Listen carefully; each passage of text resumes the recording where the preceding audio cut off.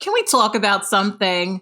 So I am late to making this video, and I would say that I'm sorry, but I'm not really sorry. I'm gonna be watching and reacting to Dave Chappelle's new show called The Closer, and I'm gonna sit through the entire thing because apparently you need to get the full context in order to understand the context of what a lot of people are saying is the transphobia. One of the big reasons why I'm late making this video is because I don't give a fuck. One thing I wish people understood about me is I'm not a person who really cares that much about celebrities. I'm not somebody who's really like tuned in like that. I tend not to be like up on what all the kids are up on. You know what I mean? Like I don't really like care that much. And on top of that, I'm also somebody who isn't very easily offended. There's a difference between what is offensive to me and what is technically like problematic or whatever. But I also have like a very pessimistic view about most of these conversations.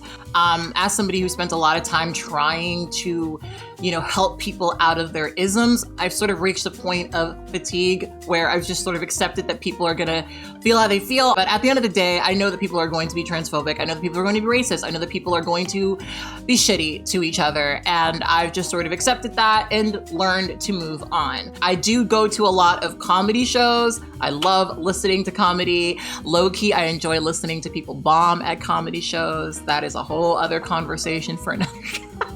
I've definitely been in situations where I've seen people on stage make jokes that don't really land, and a lot of times those jokes are transphobic. And usually the reason why I don't tend to find those jokes funny is not because they're personally offensive to me. It's more so that they don't tend to like reflect reality. And I think that one of the great things that a lot of comedians do, a lot of good comedians do, is they pull from reality and find the humor in it. That's why Dave Chappelle makes such great comedy about Black men and being a Black man in America. I think that he does tend to really nail it when he makes jokes about that. I'm going to assume that the reason these jokes are not going to end up being funny for me is because they don't actually pull from reality and they pull from ignorance. But again, I have not seen it. We're going to suffer this. How long is this damn thing? This is an hour and 12 minutes. We're gonna be basic as fuck and we're gonna have some White Claw. And I'm just gonna like watch this and get the full context. I'm doing that because that's what Dave Chappelle says I should do, but also, to be honest with you guys, I tend to be a little annoyed when people criticize something without fully seeing it. I don't want to criticize the headlines. I don't want to criticize the summations that other people have given me. I want to actually see it, understand it, hear it, and react accordingly. So we're just gonna chill. I'm seeing my boyfriend after this. Low-key, I'm putting off seeing him to do this. Look at what I do for you. I set aside my relationship to entertain you.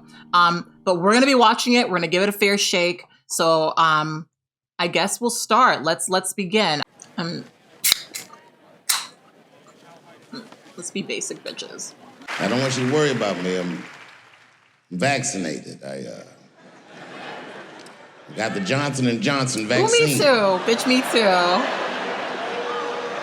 Wait, why is that a bad thing? I gotta admit, that's probably the most decision I've made in a long time. Why? I'm fine. I walk in the doctor like, give me the third best option. I'll have with the... No joke. I got my Johnson vaccine, and then like 3 days after that, I heard that all of these women were dying from the Johnson & Johnson vaccine. And I know you probably heard on the news, I did get coronavirus. I didn't get sick at all. Not a cough, not a booger, not a fever, nothing. Look at me. I am the Magic Johnson of coronavirus. The Magic Johnson of coronavirus. I just sat in the crib and got strong all week. I had to quarantine for 10 days at least. You're gonna have to stay in the room. I didn't go nowhere. And it started making me nuts because I would just sit in the room and watch videos all day. Now, you know what I was watching? And I hate to say this, but there was a lot of videos, sadly, of Black people beating up Asians for no reason. Being so cruel. And the whole time I watched those videos, this is fucked up, but I couldn't help but feel like when I saw these brothers beating these Asians up, it's probably what's happening inside of my body. It's not funny. It's not fun. That's not funny, Dave. I didn't get sick.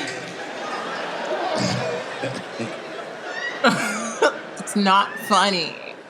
Okay, so I've watched the first 3, 4, 5 minutes, and he's like setting the ground for this to be like an offensive comedy routine. And you know what? I will just say for the record that I am a fan of offensive comedy. I just think that if you do it, you gotta do it well and do it right. So far, I'm not having any issues per se, though I'm sure that I could write a 12-page paper about all of the various offensive things he said in the first couple of minutes. But I laughed. Okay? I laughed. All right? So maybe I'm fucked up. Maybe I'm part of the problem, hashtag. This is my last special because I have an objective tonight. I came here tonight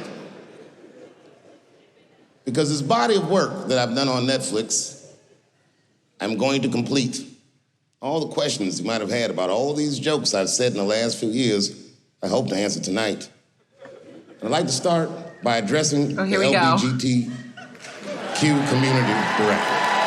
All right, so I'm just getting to the part where he's starting to talk about the LGBTQIA plus community. I did watch a video by Jessie Gender before I made this one. Her view of it is that the vast majority of this special is kind of about previous comments made by transgender people who were criticizing Dave Chappelle. I don't know how accurate that description of it is going to be, but, you know,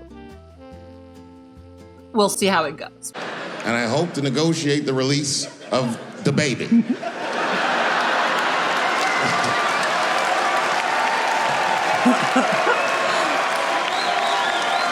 We'll have our people talk to each other. Sad story. Dababy was the #1 streaming artist until about a couple weeks ago.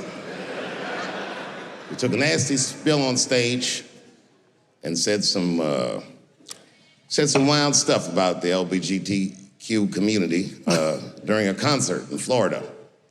Now, you know I go hard in the paint, but even I saw that shit and was like, God damn, Dababy. Yeah. Ooh, he pushed the button, didn't he? He pushed the button. I mean, and let's just talk about what he said, though. Lady, if your pussy smell like water, put your cell phone light in the air. Fellas. Lights up. Fellas, if you ain't sucking nigga dick in the parking lot, put your cell phone lights in the air. Let's be real about this shit. Yeah, keep it fucking real. Some of y'all niggas suspect as a motherfucker. Let's be real. I guess what's interesting to me about these celebrities that are so-called canceled is that y'all say this shit in public and then expect, like, there to be no repercussions for it. You know, there was nothing about your set that required you to say that. Like, nothing. There was nothing about, you didn't have to say any of that, but you did. So I don't think anyone's like, maybe I'm alone here, but you don't have to talk about women's, you know, pH balance, and gay men's dick sucking habits to do a good show. I don't know. I'm not really that into the hippity hop or whatever, but I just don't feel like that's required. But I do believe, and I'll make this point later, that the kid made a very egregious mistake. I will acknowledge that. But, you know, a lot of the LGBTQ community doesn't know Dababy's history. He's a wild guy. He once shot a nigga and killed him in Walmart. Oh, this is true. Google it. Dababy shot and killed a nigga in Walmart in North Carolina. Nothing bad happened to his career. That's a point. That's a good point. Do you see where I'm going with this? In our country, you can shoot and kill a nigga, but you better not hurt a gay person's feelings.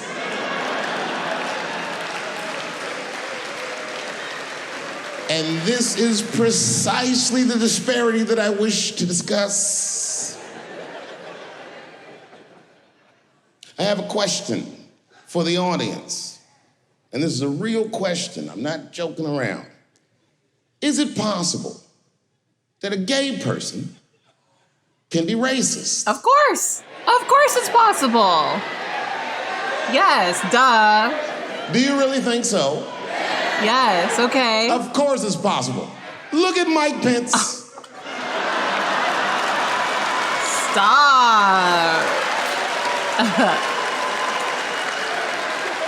No, I'm guessing, but I bet you he's gay. And he's not Pride Parade gay either. He's sad gay. Feel bad for him. He looks like one of them gays that prays about it. That's not funny. Jesus, please take these dirty feelings out of my heart. Please, Jesus, make these buttholes ugly to me. How do you know he's a top? Tasting these dicks. You guys are confusing your emotions. You think I hate gay people, and what you're really seeing is that I am jealous of gay people. Oh, I'm jealous. I'm not the only black person that feels this way. We blacks, we look at the gay community and we go, God damn it, look how well that movement is going. Look how well you are doing. And we've been trapped in this predicament for hundreds of years. How the fuck are you making that kind of progress? I can't help but feel like if slaves had baby oil and booty shorts, we might have been free 100 years sooner, you know what I mean? If Martin Luther King was like, I want everybody to get up on them floats, get your bodies good and shiny. I think this conversation is a very interesting one because how we mark progress for Black people, how we mark progress for gay people, a bit different, right? I think what he's pointing out is the fact that, you know, Dababy was able to do all this crazy shit and not get so-called canceled. But some people drew the line at him being homophobic. Now, I think what people often don't discuss in this canceled narrative is the fact that we're often operating within a system of capitalism, which means that a company has the right to sort of withdraw their support or deplatform you if something that you do ends up making them look bad. I think where people get messed up is that you're confusing that move with a genuine support for LGBTQIA+ people. A company deciding not to give Dababy a platform doesn't mean that they are actually allied with gay people. Not at all. I know that a big conversation people were having was that Dababy just did a song with Dua Lipa, who has a massive gay audience. I think there's a really interesting conversation to be had about the fact that he was able to, you know, do a collaboration with Dua Lipa, even though he committed those crimes, and that those crimes were not enough to prevent him from getting that collaboration. Maybe they should, maybe they shouldn't be. But I don't always look at cancellation, aka people not supporting people who engage in stuff that they can't defend through their company, as necessarily a statement of support. It's more so that they're covering their ass. And I think, unfortunately, you know, honestly, fortunately, if you want to be in the public eye, if you want to sort of do these things, you might have to accept that there are certain things that you can't express without having a loss. I think there are some people like myself who have said, fuck it, I'm going to express myself the way that I want to. I'm not going to hide how I feel and accept the repercussions for it. And then there are people who very much rely on the system giving them a platform. It's just kind of interesting to me to listen to these people complain about being deplatformed because they couldn't be like homophobic or transphobic in public. Like, I don't know. Like, to me, it's like, all right, well, you should have known that going in to it. I think if you rely on the system giving you a platform, you have to start playing into the system. And if you don't want to play into the system, well, that's unfortunately the repercussion that you're going to receive. My biggest thing is, I think we saw this through the reaction to this series and also Dababy, is that there will always be a platform for homophobes. There will always be a platform for transphobes, because a lot of people feel this way, more than you would think. So a big company who obviously has to have this image of LGBTQIA+ acceptance is not necessarily going to be on the side of a person who is being homophobic, But that's not the same thing as support. Not at all. It more so means that they are making the concerted decision to make it so that there is no conflict of interest here. So then after I'm shopping, I go all the way to the back of the parking lot. I'm parked all the way in the back. And as soon as I open my car door, I hear a voice go, David Chappelle. Just like that. David Chappelle. I didn't even have to look. I knew it was her. And I looked back, and sure enough, there she was, that face. To be honest with you, she probably wasn't even that old. She's probably around my age. But she was a white woman. This bitch looked terrible. Oh my God. You can't talk like that about white people. You really can't. That's racist, Dave. I kept my cool. I was nice. I said, hello, miss. And she didn't say anything back. All she said was, I watch your comedy. I said, uh-oh. And then she says, it's true. She goes, it sounds to me like you hate women. I said, well, you know what, miss? It's art. And you're free to interpret this art however you'd like. But I can tell you, as the maker of this art, that I don't believe that I feel that way. And she said, well, I think, and I said, shut up, bitch. Shut the fuck up. Before I kill you and put you in the trunk, ain't nobody around here. Stop. It's not funny. I'm just kidding, I didn't say that. I felt that way, but that's not what I said. I was more clever than that. You know what I said? And this is exactly what I said. I said, miss, before you finish that statement, let me ask you a question. Where'd you see me? Did you buy a ticket to a concert I did? I doubt that. Or maybe you watched one of my specials on Netflix. Or did I follow you to your car and do my act? She said, what? I said, keep it in the comment section, bitch, this is real life. Ta-ta! Okay. All right. Okay, so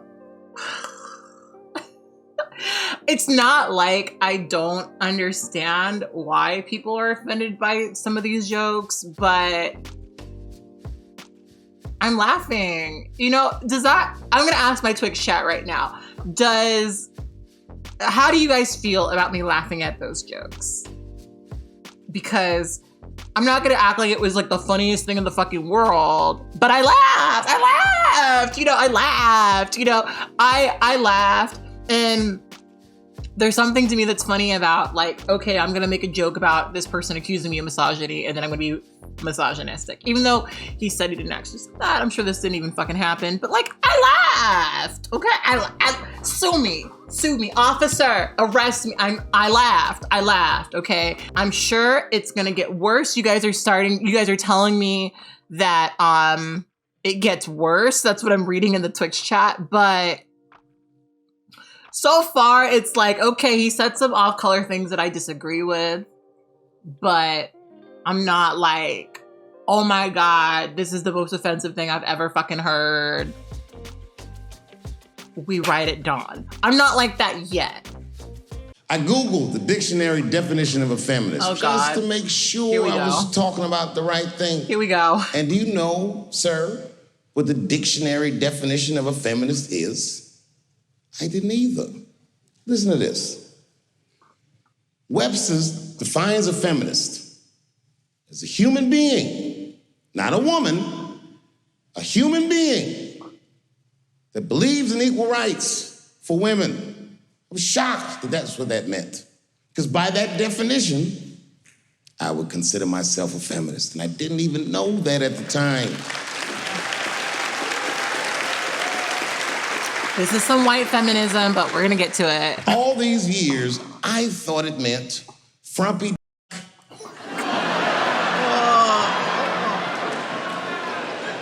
That's who's always talking to be some chick in overalls. Men are trying to rape us. Not you, bitch. We please. Stop. Wow. That's like really bad, actually. That's like really bad. Oh my God. Yeah, that's I know. pretty bad. Look, listen. I support the feminist movement. I do, in my own ways. When you guys did the Women's March, I tried to go and support you. And none of Let's my not friends claim would the go Women's with me. March, though. I asked all the fellas. None of them wanted to go. I tried everything. Come on, y'all. It's going to be bitches there. They was like, nope. So what I did is I called my friend Ange. Ange is a black woman who's a comedy writer, and she's dope. Matter of fact, she's the only woman that I know personally that pays her ex-husband alimony. And she sounds just like a man when she does it. Fuck that broke motherfucker and all that. She says all that shit. So I hit Ange up, and I hit her on the text. And all I did, I texted her, I said, Ange, are you going to the Women's March? And she texted me back, and this is a real text. She said, I hope those white bitches get tear gas. No!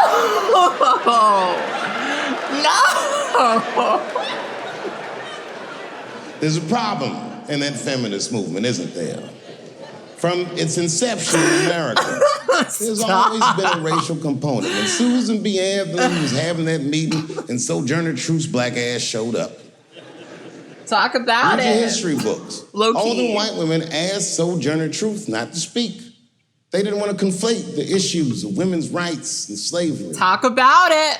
But you know how black bitches are. Sojourner Truth went up there anyway. Stop it.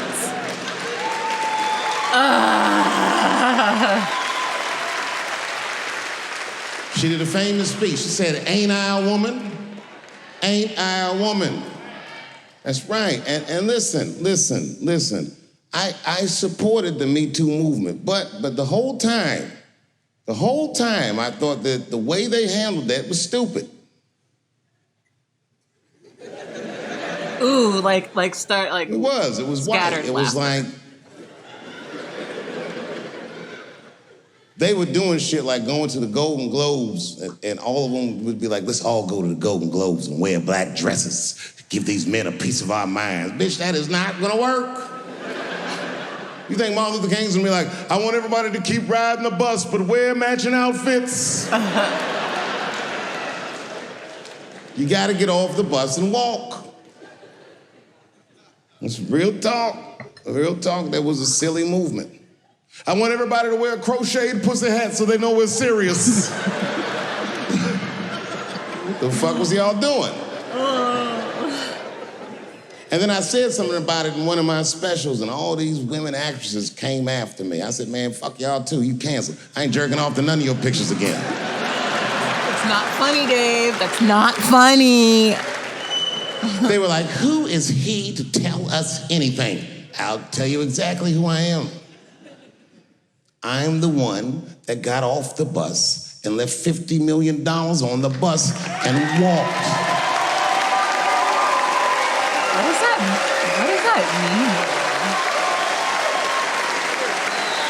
I agreed with these women. I just didn't agree with what they were doing about it.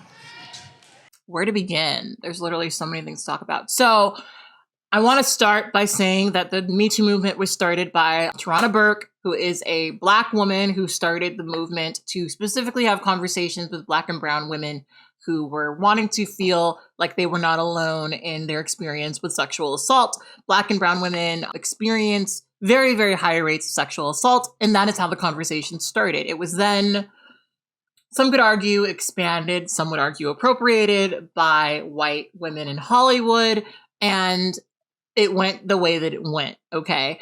Personally, I feel like any movement trying to draw attention to the reality of sexual violence is one that is positive. I'm not going to say that that's a bad thing at all whatsoever. But I hate the way that we have these conversations, because the reality of sexual assault is that it's an incredibly hard thing to discuss. Also, the reality of living and existing in a misogynistic society that is patriarchal is fucking complex and complicated. The reality is that we still, as much as people want to deny it, very much live in a male-dominated patriarchal society that tells women that they are worth less than men. of course, this is going to mean that they're going to be working with men who are probably going to be working to get them work. Because that is how, unfortunately, it's functioned, you know, as terrible as it sounds. I don't really see the connection with firing your agent because Harvey Weinstein assaulted you. You know, to me, this is sounding a bit like, yeah, maybe Harvey Weinstein did some shit, but you, person who was assaulted, you woman, person who was assaulted, it's your responsibility to, you know, carry things in a certain way. And I hate the fact that so many people feel like you have to repackage a conversation, you have to repackage an argument for it to be more digestible by certain people, because in all reality, people are not yet ready to acknowledge the reality of sexual assault, to acknowledge the reality of how widespread it actually is. And so these conversations are going to face criticism and resistance regardless. You know, I've discussed several times on my channel that I've been sexually assaulted several times in my life. I've been raped several times in my life. And when I say that, people want to make this argument of like, well, how could you be assaulted so many times, right? Like, why is it that you've experienced this several times? And of course, people doubt it, of course, on the basis of me being a Black transgender woman. But I don't think most people understand how alienating it is to be in that position. Then you add on top of that the fact that you need to work as an actor, right? The reality is that so many people leave these industries instead of actually addressing the people who assaulted them, because they know that these people generally assaulted them from a position of power where there is no argument that could be made that would tear them down. Do you think that people didn't know what Harvey Weinstein was doing? They definitely knew. They definitely knew, but knew that they could not stand up to him, right? So I don't love this conversation about there's a right and a wrong way to address this shit, because in all reality, it doesn't really matter how you address it. It's always going to face resistance. It's always going to face rejection. So I'm not crazy about that particular way that he decided to have the conversation. Obviously, it's jokes. I'm still not a fan. And now we get to the core of the crisis. What is a woman? Oh, what boy. is that in this day and time? Is there even such thing as a woman or a man or anything? Seems to be a question nowadays. Now listen, women get mad at me, gay people get mad at me, lesbians get mad at me, but I'm gonna tell you right now, and this is true, these transgenders, these niggas want me dead. I've gone too far, I've said too much. And I gotta tell you, I'm very worried about it. I'm not even joking. Every time I come out on stage, I be scared. I be looking around the crowd, searching for knuckles and Adam's apples to see where the threats might be coming from. Sorry, I had to do it. A nigga came up to me on the street the other day. He said, "Careful, Dave, they after you." I said, "What? One they or many theys?"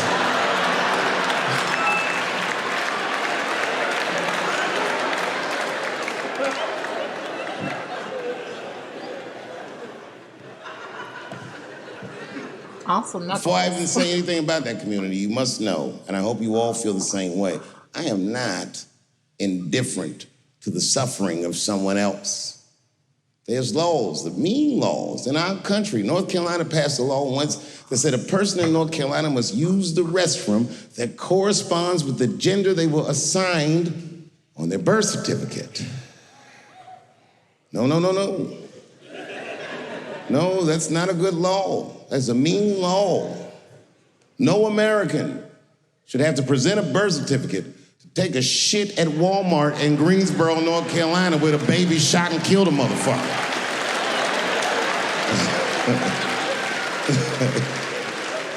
You have to ask yourself, if you're thinking about it, who are these laws designed to protect? Like, let's say they designed this law to protect me, my interests. Transphobic comedian Dave Chappelle.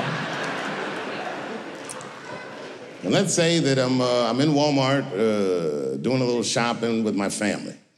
Now, I should tell you, if that ever happens in real life, you should know that my dreams didn't work out. But let's say something goes horribly wrong, and there I am in Walmart with the poor whites rummaging around for mediocre goods and services.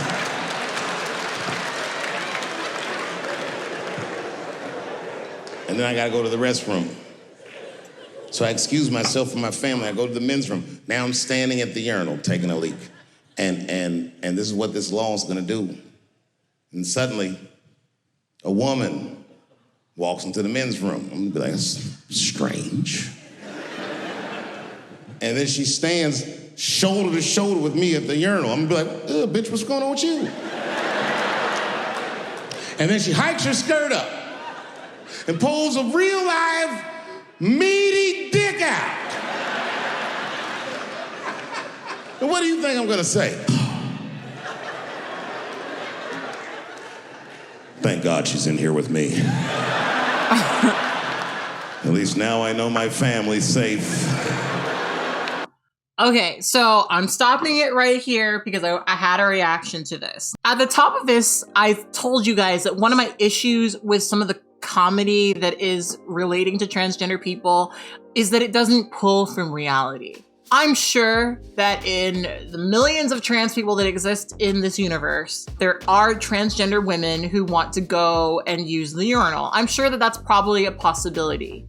For me, and I would argue for the vast majority of transgender people, especially those who transition, the idea of standing in front of a urinal and peeing, especially beside a man with his penis out, is incredibly dysphoria-inducing, very, very upsetting, and likely not going to happen. Because most trans people understand that the bathroom is a dicey situation for them. Most transgender people understand that there are people who have opinions about which bathroom they're going to use. So I remember when I was in the early stages of my life as a trans woman, and I would avoid using any restroom until I basically had to use the women's restroom. And even still to this day, even though I transitioned 16 years ago, I still feel some degree of, I need to get in there, get out, do my shit and leave, literally. Because I don't want to draw attention to myself. And there's no way in hell that a person who looks very, very feminine, who's wearing a skirt, could walk into the men's room, hike up her skirt and pee, and have it be not something that would draw people's attention to her. This is a joke that is hilarious to people who don't know transgender women, but not very hilarious to those who do, because you would understand that this is not a thing that most trans women would do. Anything's possible. I would not put anything past anyone. But the reality is, this is unlikely going to be a position that you will ever find a transgender woman in.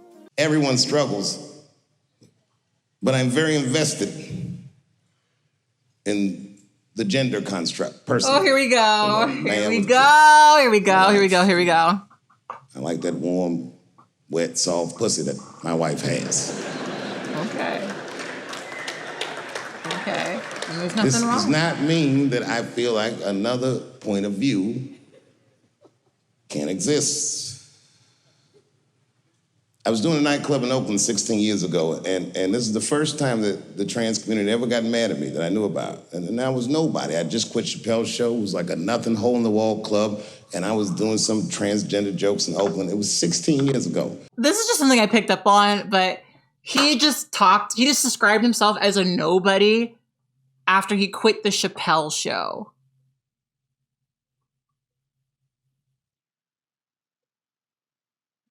He just described himself as a nobody after he quit the Chappelle show. Now, to my understanding, Chappelle reached this point in his career where he could not understand whether or not his audience was laughing at him or with him.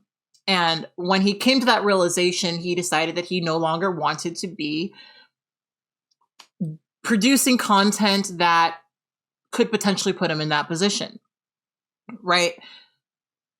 But let's back up for a minute, because to my understanding, Dave Chappelle was very, very successful up to that point. And I will say that I think that there's one thing that a lot of people who have money and have success and have notoriety tend to, not recognize is that, there's a lot that comes with that. There's a lot that comes with that. And I think for me, part of what's been so frustrating listening to this sort of canceled conversation is that I, as an independent Black transgender woman who's been creating content on YouTube for over 16 years, have never really felt overwhelmingly supported.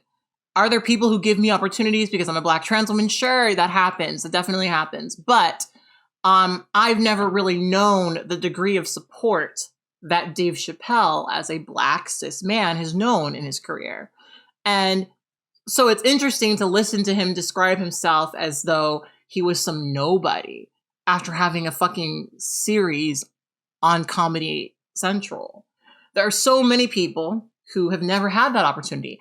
I am not the most familiar with all the programming that happens on Comedy Central, but I can't think of a trans person or even a queer person who's had a similar type of show on Comedy Central. Now, I'm going to ask my Twitch chat, are there any queer folks who have had Comedy Central gigs? Because I can't think of any. I'm sure they exist. I know that I've watched several comedy specials on In the Life or, other queer platforms, but this is a very different situation. And I think that people with privilege often don't acknowledge or see the privilege that they have that others do not. And that's kind of what I'm sort of feeling when I watch him talk about how he was a nobody after having a show named after him on Comedy Central, which is, by the way, a measurement of success for a lot of comedians. I remember I was at this bar one time. This is that kind of bar it is. I was in there one time, I was fucked up. And I turned around to everybody in the bar and go, hey, everybody, I'm going to buy everyone in the bar around the drinks. And all the motherfuckers was like, hoorah! And the bartender knew I was drunk, so she pulled me aside. Miss Chappelle, are you sure about that? That's going to be $16.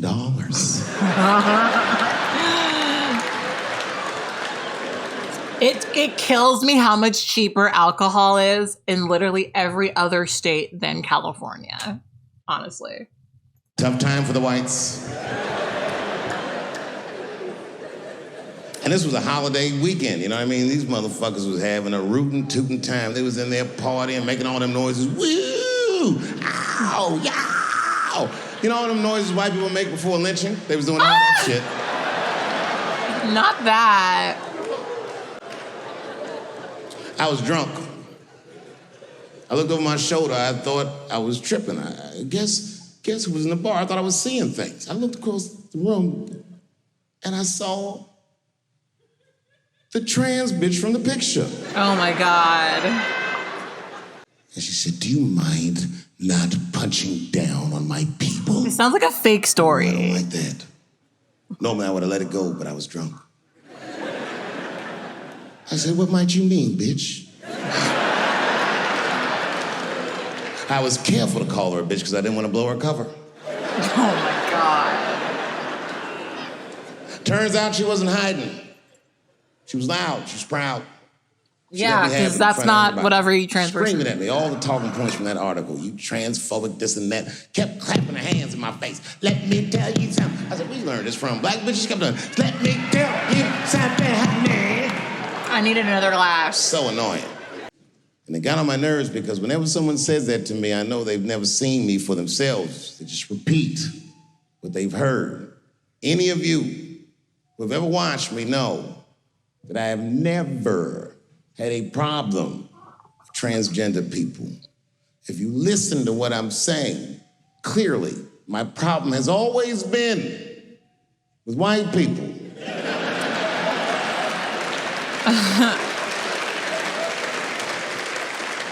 I have been arguing with the whites my entire career. And just when I thought I had you guys on the ropes, you changed all the rules. Oh, yeah? Yeah, motherfucker. Well, I'm a girl now, nigger, and you must treat me as such. Call me a girl. It's annoying as fuck. No. Go back tonight after the show. Watch every special I did on Netflix. Listen to everything I ever said about that community. I'll go through them. I said, how much do I have to participate in your self-image? I said, you shouldn't discuss this in front of black people. I said, I know niggas in Brooklyn that wear high heels just to feel safe. I asked you, why is it easier for Bruce Jenner to change his gender than it is for Cassius Clay to change his name?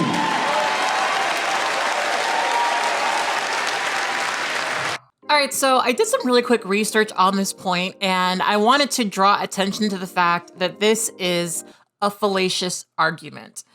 I'm not a fan of Caitlyn Jenner, but to argue that her transition was easy is kind of silly. It certainly was not. Caitlyn Jenner has documented all of the various struggles that she's had to go through in order to legally change her gender, to pursue hormones, to come out. I don't want to be defending Caitlyn Jenner here, but objectively, Caitlyn Jenner changing her gender was a lot harder than Cassius Clay, aka Muhammad Ali, changing his name legally. And do you know why that is?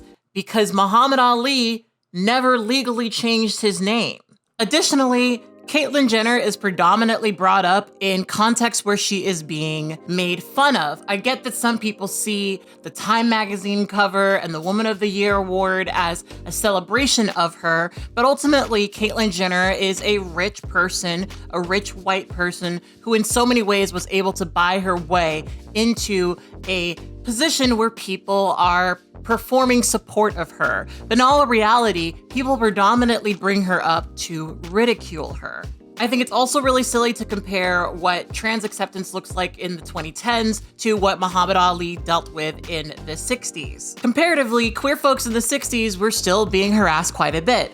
He spends a lot of time in this show talking about Stonewall gays. Well, that's when the Stonewall riots happened, and things were not great for people back then. This was literally a time where men could be fined for wearing women's clothing publicly on the streets. Like I said, I did some really quick research, and there are several articles about how Muhammad Ali had never legally changed his name. And back when he did change his name from Cassius Clay to Muhammad Ali, it was more of the standard to simply assume a new name. Additionally, I think that it really says quite a bit about the state of transgender acceptance when Caitlyn Jenner, who is an overly privileged trans person who lived most of her life being seen as a cis man, is seen as the standard transgender experience. And actually, what I find really interesting about this argument is that I would say the vast majority of Black people know that racism and the reality of it is not contradicted by a singular, very successful Black person. I'm sure plenty of us have had a conversation with a racist who has made the argument that racism doesn't exist anymore because Obama was our previous president, right? We know that's a stupid argument, but it's not seen as a stupid argument in this context. Most transgender people will never be even close to as privileged as Caitlyn Jenner. Someone like myself who transitioned incredibly young was never able to tap into the type of privilege that Caitlyn Jenner had been able to use in order to hoist herself up to be able to transition and live successfully in her gender as she does today. And so this argument that because Caitlyn Jenner is overtly privileged, that we must now associate all transgender women with her success is quite silly. It's a very, very silly argument, but it's not seen as a silly argument because people's support of transgender people is so thin that it doesn't immediately stand out as a weak argument. Again, we would never argue that because Dave Chappelle is incredibly successful and a millionaire, that we no longer experience racism in this country. That would be a really, really stupid argument. So I think that it's really convenient and says quite a bit that Caitlyn Jenner, it's constantly the example that people use. And I really want people to meditate on that for a bit. Why is it that all transgender people in this world have to be beholden to the actions of one singular trans person? If we lived in a society that was overwhelmingly supportive of transgender people and Dave Chappelle was saying something edgy and unique, wouldn't there be a larger pool of trans people to pull from? Why don't you have multiple examples of Caitlyn Jenners? Why do you have this one example? I want people to think about that because for every one Caitlyn Jenner, there's hundreds of Islan Nettles and other Black transgender women who have been murdered because of transphobic violence, because of transphobic rhetoric. And that is the far more common path. He's trying to draw this adversarial relationship between trans people and Black folks, arguing that transgender people have more access, but that simply isn't true. And honestly, the entire premise for this conversation is flawed. Like, let's just take employment discrimination, for example. Before I was born, there were laws put on the books protecting Black employees from being racially discriminated against by their employers. During my lifetime, I will repeat, during my lifetime, they had to add on employment protection for transgender folks, and that is still being contested. That is still being debated. So this whole argument that Black people have received civil rights slower than trans people is just really fucking silly. Now, I'm sure that Dave and every Black person listening to this video knows that just because something is written into law does not mean that it will shift the collective bias against a group of people. We all know that freeing the slaves did not end racism. So the entire foundation of this conversation is flawed. If Black people still experience oppression, regardless of the fact that there are laws on the books preventing them from being legally oppressed, I'm sure you could understand that just because laws are put onto the books to protect transgender people does not then mean that transgender people are overwhelmingly accepted. I think that you could even see the proof of that by the amount of people in the audience that are applauding Dave's points here. Now, once again, I'm not offended, and it takes a lot to actually offend me, but I think it's kind of maddening listening to people make this incredibly weak argument. I think in all reality, Dave, as a Black man, cares a lot more about racism than he ever will homophobia and transphobia. I honestly just wish that people would say, I don't like Caitlyn Jenner, and that's kind of that, and just sort of leave it there. Because in my lifetime, I have seen how transgender visibility has also come with a lot of antagonism against transgender people. We were not having these conversations and debates 10 years ago the way that we're currently having them.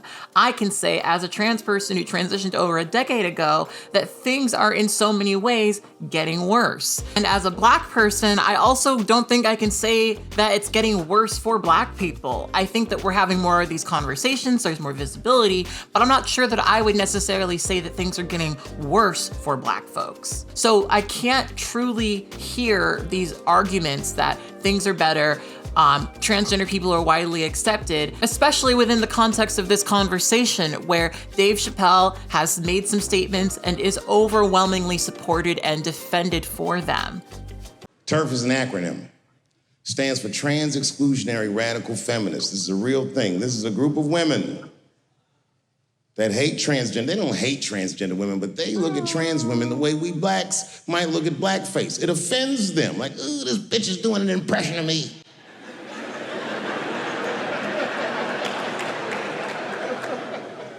Now, I shouldn't speak on this because I am not a woman, nor am I a trans.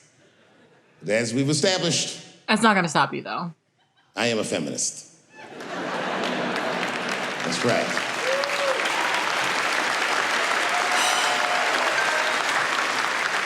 I'm Team TERF. I agree, man. Gender is a fact. You have to look at it from a woman's perspective.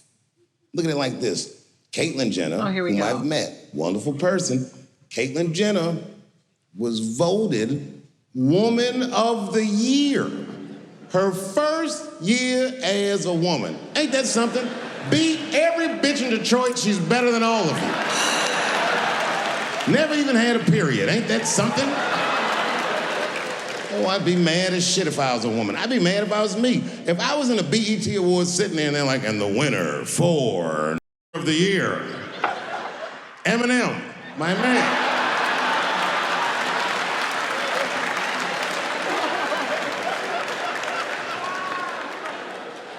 Gender is a fact. This is a fact. Every human being in this room, every human being on earth had to pass through the legs of a woman to be on earth. That is a fact. This is the main quote that I keep hearing people respond to about how he's team turf, gender is a fact, yada yada, blah, blah, blah. Here's the thing. As I said at the top of this video, I do not believe that we will ever see a future where people get this shit. I mean, put it this way, I'm 31. I don't think I will see a future where people get this shit. But I've been saying this literally since I was a teenager. Gender, sex, two different fucking things. Two completely different fucking things. And I get that for a lot of cis people who lean into transphobia, they are the same thing. But when people discuss how gender is a construct, what they're discussing is that the things that we associate with men and things that we associate with women are largely constructed. Let's like really simplify it, right? There's nothing about the color pink that relates to you being a woman. There's nothing about the color blue that relates to you being a man. Those are two really obvious examples of how gender is constructed, especially when you factor in the fact that in Victorian times, blue is seen as a woman's color, pale red was seen as a men's color. When you talk about things like childbirth, the production of sperm, those things relate to sex and may or may not actually align with somebody's gender. Transgender people are generally very aware of their sex. That's why we take hormones. That's why we have surgeries. We're aware of the fact that our sex impacts our bodies. And the vast majority of transgender people feel like that is a very alienating part of their reality. A lot of transgender people feel like their biology, their sex, is the thing that they are fighting against, which is why they understand themselves as transgender. Cis people don't see it this way because their own conception of gender is that it is aligned with their sex, which of course is what defines them as cis. While I cannot argue against the idea that cis women's lives are very much impacted by their biology and by their sex, I also can't argue that my life is completely parallel to a cis man's, because it's not.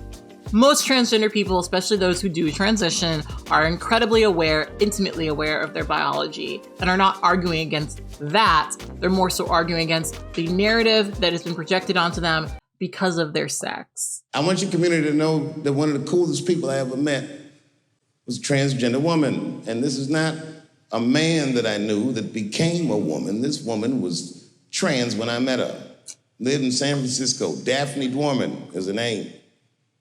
I would do 18 shows in the Bay Area, sometimes in Oakland and Dirty Hood nightclub, and she would be there, a white trans woman, laughing loud and hard at everything I said, especially the trans jokes. It's very puzzling.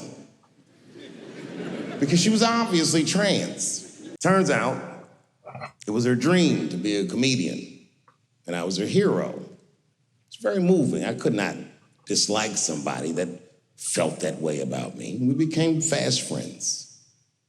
And when I made that special Sticks and Stones, right as it was coming out, I happened to be in San Francisco and I wanted to do a show, but I needed an opening act. And I remembered that trans woman I had met. So I called her on the phone. I was calling because I'm doing a show and I need an opening act.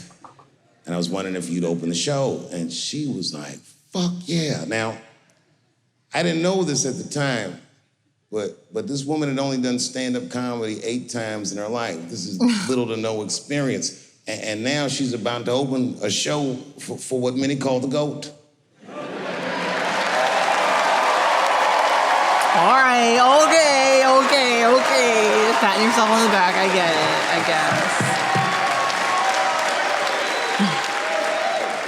This bitch bombed for 45 minutes straight. Oh my God. And I am not exaggerating, young man. That show was terrible.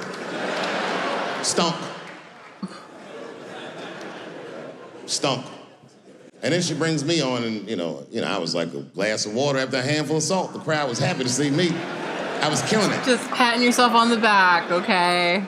So she starts talking to me while I'm on stage, but the way a person would talk to a television when they were alone. She's talking to me like that. That didn't bother me because I knew her, but the crowd didn't like that shit at all because she sucked. And a guy in the back of the room stood up And Daphne's hair was dyed blonde at the time, and the guy screamed out, and his energy felt wild as fuck. He said, "Hey, Daphne!" And everybody kind of clamped, like got tense. We didn't know if it was a heckler or active shooter. And he said, "Does the carpet match the drapes?" Yeah, it was fucked up. The whole crowd kind of groaned because it was so, like, mean. Everybody groaned, except for Daphne. She kind of laughed, which was weird. And then she didn't even look all the way back. She said, "Sir, I don't have carpets. I have hardwood floors." Just like that. Just like that. Wow. And boy, when she said that shit, it blew the roof off the place. Cut through all the tension. With that one joke, she made up for 45 minutes of a stinker of a show. And after that, she could do no wrong. And I kept on rocking. She kept on talking to me. And then the show became something cooler than a show. It became like a conversation between a black man and a white trans woman, and we started getting to the bottom of shit. All them questions that you think about that you'd be afraid to ask, I was just asking them, and she was answering them, and her answers were funny as shit. The crowd was falling out of their chairs. And at the end of the show, I go, "Oh, Daphne," I said, "Well, that was fun." I go, "I love you to death, but I have no fucking idea what you're talking about." The whole crowd laughed, except for Daphne. Now she looks at me like I'm not her friend anymore. Like I'm something bigger than me, like I'm the whole world and a guy. And she said, "I don't need you to understand me." I said, "What?" She said, "I just need you to believe," just like this, she goes, "that I'm having a human experience." And when she said it, That part, though. the whole crowd kind of gasped. And I gave her the Fight Club look. I said, "I believe you, bitch." All right, so I wanted to pause at this particular moment. I don't know where the rest of this goes, but this part particularly spoke to me as a trans woman because I think part of my frustration with having the vast majority of the conversations that I have is that people have this ability to just not believe my own recitations of my life, and because they inherently see a transgender person as irrational, unreasonable, unrealistic, they tend to not believe that we have these experiences, that these are our own experiences, that our experiences are valid in themselves, even if you don't understand them. I said at the top of this stream that I don't really believe that people are going to ever really fully get it. And part of that is because I really do think that it's going to require a lot. It shouldn't, but it's going to require a lot of like unpacking of things that people have been led to believe or do believe or feel is true to get what I'm talking about. I feel condescending when I say that, but the fact that I spend most of my time on this channel and other channels speaking just truth about my life, and people tend to react by saying, "Oh no, that never happened. That's not true. That couldn't have happened. You're a trans woman. That isn't what you thought it was." It just sort of speaks to that. People have this propensity to deny the experiences that I have because they don't align with what people assume people like me should experience. But the reality is that I'm going to continue having these experiences whether you get it or not. So even if you might sit here and say, "I disagree with you, I don't like you, I don't think that you are a woman," the reality of my life is that I'm still going to continue living through this world being seen and handled as a woman. And so it doesn't really matter whether you agree or disagree or like it or don't like it. That's just the truth of my life. And it is occasionally quite frustrating to not be able to just say that without having people doubt it. Pulled her aside, I said, "You were hilarious. I didn't know that when you were on stage." I said, "You're doing some things wrong, but I can help you." I said, "Anytime I'm in San Francisco, why don't you open the show for me, and I'll just try to give you some pointers, see if you can't work this thing out." And she said, "Are you serious?" I said, "Yeah." And she grabbed me real tight, hugged me, squeezed me, and I pushed her off violently because I'm transphobic. I said, "Boundaries, bitch."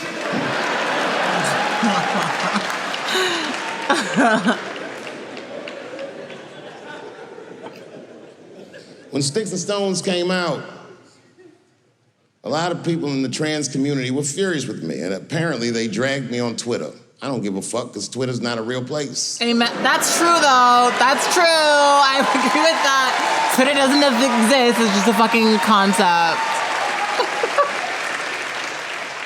And the hardest thing for a person to do is go against their tribe if they disagree with their tribe. But Daphne did that for me. She wrote a tweet that was very beautiful, and what she said was almost exactly what she said. She said, punching down on someone requires you to think less of them. And I know him, and he doesn't. He doesn't punch up, he doesn't punch down, he punches lines, and he's a master at his craft. That's what she said.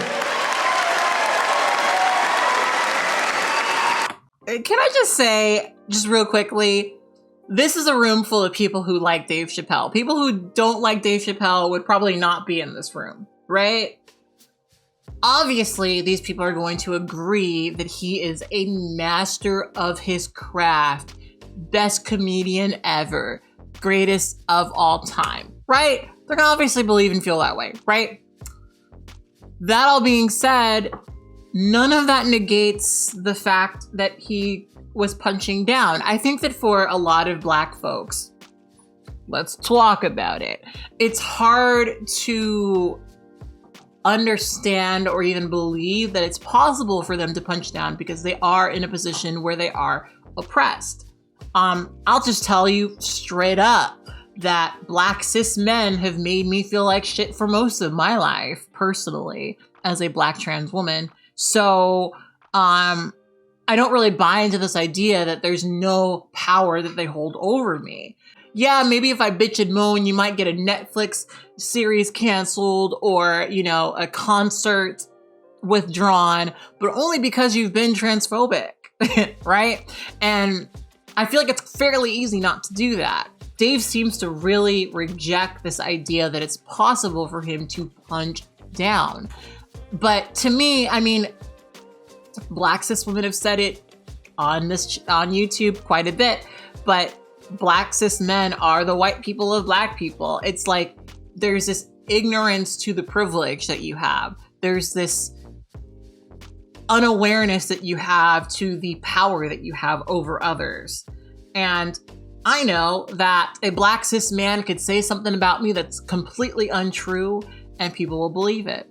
And I think that kind of extends to what he's saying about Daphne, because to my understanding, Daphne was not always crazy about the way that Dave used her as a defense against transphobia. This is literally a I have Black friends joke. This is literally I have Black friends, progression of thought. It's great that there was this one trans person who looked up to you, and I'm sure there are plenty others, but transgender people have various different thoughts and feelings about things. I definitely hold a lot of opinions and thoughts. They're not consistent with what I would argue the vast majority of the trans community, like what does that even fucking mean, right? But that doesn't mean that you didn't hurt people. That doesn't mean that you didn't say things that were upsetting or hurtful or transphobic to other people. Again, am I like offended and completely unwound and I can never manage my life at this point because, you know, Dave Chappelle said some shit? No, I'm not. Like, none of this shit has offended me. It's made me go, But none of it's like offended me and like made me feel like, oh, Dave Chappelle is the worst person in the world. But to say that some of it's not transphobic is just kind of, in my opinion, silly, because it is. It is. And is he punching down? Yes. I've still not seen, actually, I'm realizing this at this point, the first Dave Chappelle special that a lot of people are upset with. Let me know if you want me to watch that. Maybe we can do this again where I watch his first special. But yeah, he said some transphobic things in this series, and I think it's kind of silly to argue against that point. There will always be people, and I'm honestly one of them, who are transgender who will say, you know what, that shit that offends other transgender people is not personally offensive to me. That doesn't then mean that the things that you said were not offensive or hurtful. It just means that these particular people didn't give a fuck. I can kind of afford to not give a fuck because I have a lot of privilege. I can sort of ignore most of this transphobic discourse, most of, trans, discourse in general, because I don't go through life being seen and known as a trans person. So it's very easy for me to be like, oh, it's not that big of a deal. I'm not personally offended. That doesn't then mean that it wasn't transphobic. So this one trans person supporting you or getting you or, not being as offended as other transgender people doesn't then mean that what you said wasn't transphobic. Especially when you factor in the fact that she's an upcoming comedian who would benefit quite a bit from your favor. I don't know if this is the argument you think you're making. Beautiful friend. That took a lot of heart to defend me like that. And when she did that, the trans community dragged that bitch all over Twitter. For days, they was going in on her, and she was holding her own because she's funny. But 6 days after that wonderful night I described to you, my friend Daphne killed herself. Oh, yeah. It's a true story. My heart was broken. Yeah, it wasn't the jokes. I don't know if it was them dragging her. I don't know what's going on in her life, but I bet dragging her didn't help. I was very angry at them. I was very angry at her. I felt like Daphne lied to me. She always says she identified as a woman, and then one day she goes up to the roof of a building and jumps off and kills herself. Clearly, only a man would do some gangster shit like that. Hear me out. What? As hard as it is to hear a joke like that, I'm telling you right now, Daphne would have loved that joke. That's why she was my friend. So I'm not offended by this, so don't get it twisted, but there's something really fucked up about that, especially when you're talking about someone who committed suicide who cannot speak for themselves, right? I think part of being trans for a lot of transgender people is literally just kind of, and I guess I'm this way, accepting that people will say shit like this and not allowing it to get to you. You have no idea how many times I've accepted someone saying racist shit in my face, saying transphobic shit in my face, because I wanted to be cool and not bothered, right? I promise you, a person who's dysphoric enough to transition would not appreciate being associated with a man. Promise you. They might smile and say everything's okay, no, I'm not offended, but that's only because there's so much more to gain from saying that. There's so much more to gain in a transphobic society from being like, yeah, I'm the cool trans person and I don't get offended by anything. I genuinely, listen, I've been on YouTube since I was 15 years old. People have said every transphobic thing that they could possibly fucking say to me, to the point where I am genuinely not offended by most things people say to me on the internet. But I don't say that to be cool or strong or whatever. It's just genuinely where I'm at. But there are a lot of transgender people who are going to be like, yeah, this shit doesn't bother me. I'm fine. Because we live in a society that reinforces that more than, give support to that. As a trans person, you're seen as a disruptor if you stand up for yourself. But if you say, you know what, you said this shit, I'm not offended by it, I'm strong, you're not upsetting the status quo or pushing it to change, you are maintaining it. And so of course there are going to be people who support you or think that you're cool or think that you're chill because you're not actually pushing them to change or examine themselves. They are conforming to your transphobic ideas about them, and that in a system that is very much transphobic is seen as more favorable. You're one of the cool trans people. And that's, of course, what someone who would point at their one trans friend and say, yeah, this person wasn't offended by me would say. Empathy is not gay. Empathy is not black. Empathy is bisexual. It must go both ways. It must go both ways. Remember, taking a man's livelihood is akin to killing him. I'm begging you, please do not abort the baby.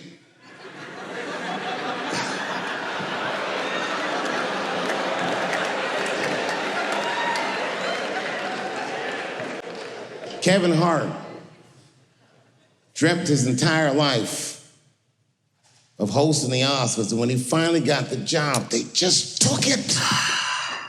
It's not fair. It didn't kill him. Kevin's a strong guy. But I'm sure it broke old Clifford's heart. It's over. LGBTQ, LMNOP, QIZ, it is over.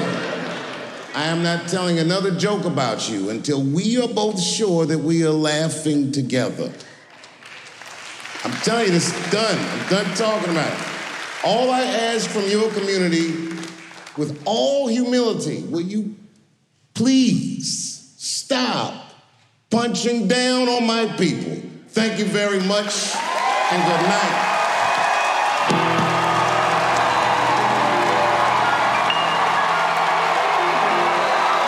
What did that even fucking mean?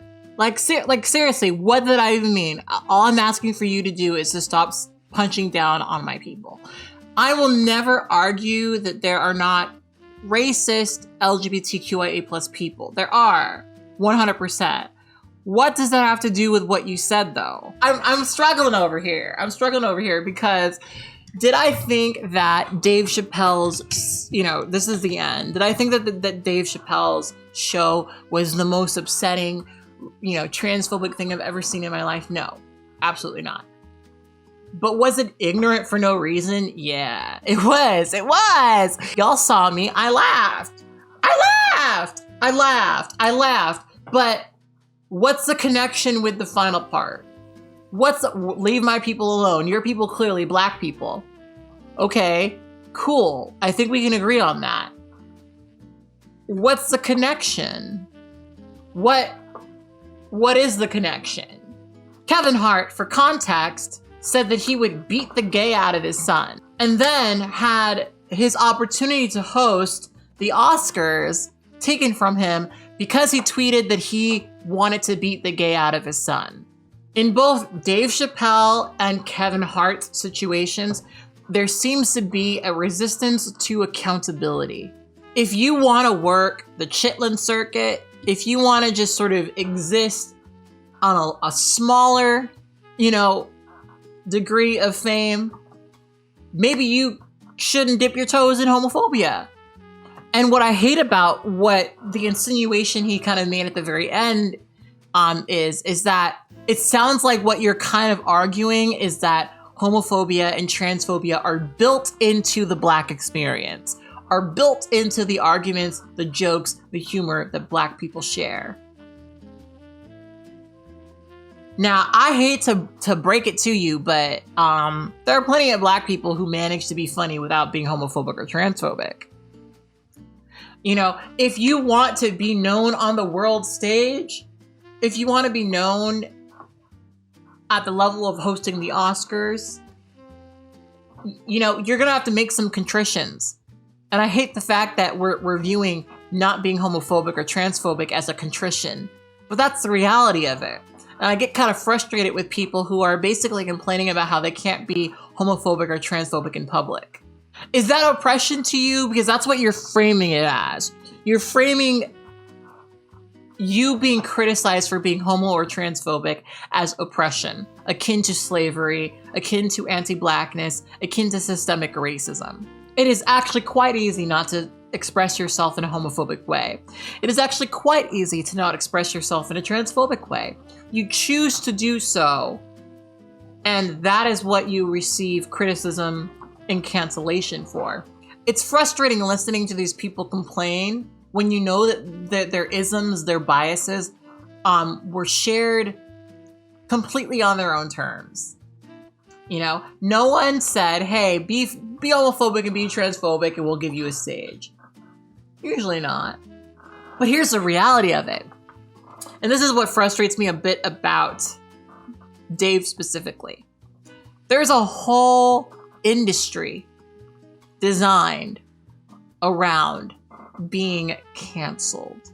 And I say canceled in square quotes because that's really what it is. Dave Chappelle is incredibly successful and probably will continue to be incredibly successful. And what frustrates me, especially again, as a Black trans woman who has been creating content on YouTube for over 16 years, who has struggled to have anyone support her content financially, is this sort of framing of yourself as being canceled. Who is a trans person, a trans comedian, who's been able to have the degree of success that Dave has ever been able to have? Give me a name. I just want one, maybe two, maybe three, maybe four, maybe five, right? Give me a couple. Because trans people have not been able to, hone this supposed power they have over Black folks to be able to be as successful as you are. Being canceled is like this new genre of comedy. Oh, I'm saying the things that no one wants me to say. Oh, I'm being edgy. I'm being out there. I'm being, I'm seeing the things that are unpopular, but really what you're doing is reciting popular status quo shit and being applauded for it. You heard the audience when he said the shit that he said, right? Round of a fucking applause, because these people actually agree. These people also feel like trans folks claiming their identity, being who they are, is silly. And that is actually a very popular idea, not an unpopular idea. Again, we can't conflate companies seeing you doing a thing that contradicts what they've said they believe in and deciding not to support you as an argument for the fact that they actually do support these people, because that's not how this shit works. There is benefit that comes with being an LGBT ally in 2021. And these people will align with their interests and let people fall out when they fall out. Do you think that people working at the Oscars are overwhelmingly inclusive of all trans people, of all queer folks? Probably not. Probably not. Most likely not. I think we can track that by just how many queer folks, just how many trans folks have actually won Oscars, right? How many people are even put into positions where they can pursue Oscars, right? But there was a criticism. There were people saying, oh, this makes us feel uncomfortable. We don't like this. And so they had to kind of do what they had to do. Maybe that's a sort of power, I guess. But it's not the same power as being a cis man in this society, a cis straight man in this society. It just isn't. What I hate is the fact that a lot of people will see the criticism that trans folks have of Dave Chappelle as a cancellation, because the reality of it is that Dave Chappelle can afford to live in West Bumblefuck, Ohio, comfortably and happily, and have an access to fame and income that most trans people will never have, because they are transgender. You're canceled, but here you are having your own Netflix series. Are there any trans people on Netflix who have their own comedy series? There are hella trans comedians out there. Which ones have Netflix series? I'm just asking, because I can't think of one. I could be wrong. I could be ignorant. I don't know. I'm always willing to be wrong. But I can't think of any. Can you? Dave Chappelle will always be given more opportunities than I will ever be given. Dave Chappelle will always be given more leeway than I will ever be given, because of the space he takes up in society. And it's interesting to me how people have sort of twisted it to where him doing something that frankly is quite normative, frankly is quite standard, is edgy, different. He's canceled. He's saying the things that no one wants to hear, the real things. When in reality, you're just saying the shit that everyone fucking believes already. Dave Chappelle expressed support and love for a transgender person who didn't challenge him, who agreed with him, who liked him, who thought his jokes were funny, but expressed resistance, anger, rejection of transgender people who felt a different way. That should tell you all you need to know about the current position of these things in this society, right? Where transgender people are rewarded for converging to their own feelings of how a transgender person should be and punished for challenging them.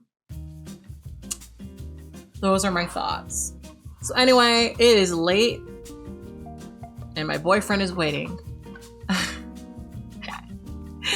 and I have to go entertain him because that is what I choose to do with my free time. But anyway, that has been my thoughts on this. Please give me your thoughts on all of this in the comment box below. I would love to hear how you guys feel. I might be doing some, follow-up videos. Like I said, I had never seen this series before. I'd never watched it. I don't know. These are my true, accurate, real reactions to the series. If you're watching this on YouTube, this is going to be a summary of my perspective here.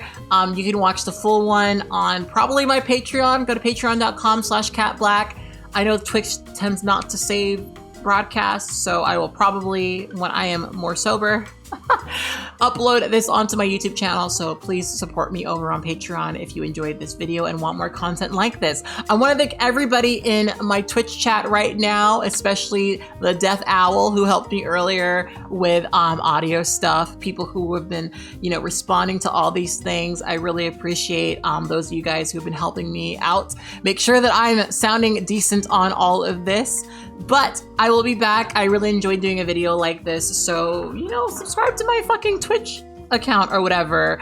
I play random games and sometimes do videos like this. So go to twitch.com/katblaque, all one word. Anyway, on that note, I will talk to you guys later. And I'm logging off. So I'll see you guys next time. Bye.